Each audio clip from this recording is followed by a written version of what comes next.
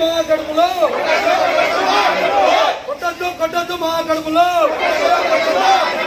రాష్ట్రపతి వైఖరి రాష్ట్రపతి వైఖరి రాష్ట్రపతి వైఖరి రాష్ట్రపతి వైఖరి రాష్ట్రపతి వైఖరి ఐక్యత ఐక్యత ఐక్యత ఐక్యత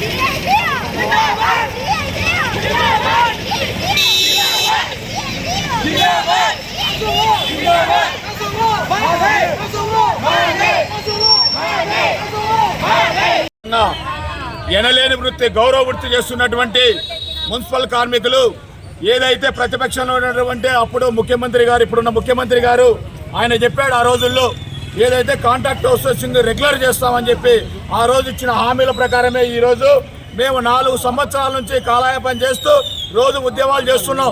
4 సంవత్సరాలు అయ్యా ఈరోజు ధరలు పెరిగిపోతున్నాయి.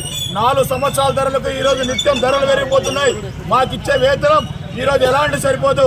దానికి అనుగుణంగానే ఈరోజు మాకు వేతనాలు పెంచామని చెప్పి 4 సంవత్సరాల తర్వాత పోరాటం చేస్తున్నాం. మరి ఈరోజు రేపు అని చెప్పి చర్చల వాయిదాలో దాదాపు 10 పర్యాలు చర్చలు జరిపింటారు. నిన్న లేక మొన్న కూడా చర్చలు జరిపారు.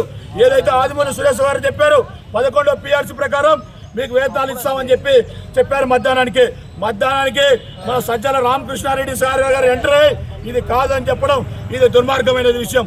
మరి ఈరోజు మున్సిపాలిటీలో ఎక్కడ చెత్తలు వేరిపోతున్నాయి, రోగాలు పెరిగిపోతున్నాయి.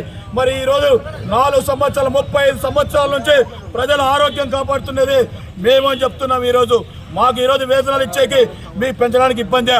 మాకేమైనా లక్షల జీతాలు వస్తున్నాయా? ఈరోజు 18,000 రూపాయలు 20,000 రూపాయలు వేతనం ఇది ఎలాంటి సరిపోతుందని అడుగుతున్నాం. ఈరోజు మీ వేతనం వేసుకోండి 1,40,000 రూపాయలు ఈరోజు ఎమ్మెల్యే వేతనం, మరి కొద్దాం వేతనం. అందుకే ఇప్పటికైనా మా పోరాటాన్ని ప్రభుత్వం దిగొచ్చేంత వరకు పోరాటం చేస్తున్నాం. ఇక్కడ పాలవుల గురించి చెప్తున్నాం, ప్రతిపక్ష పార్టీకి అధికారంలో ఉన్న పార్టీకి చెప్తున్నాం, మేము ఎవరికి శత్రువులం కాదు. దయచేసి మీకందరూ మీ బిడ్డలం మాతో పాటు సహకరించండి.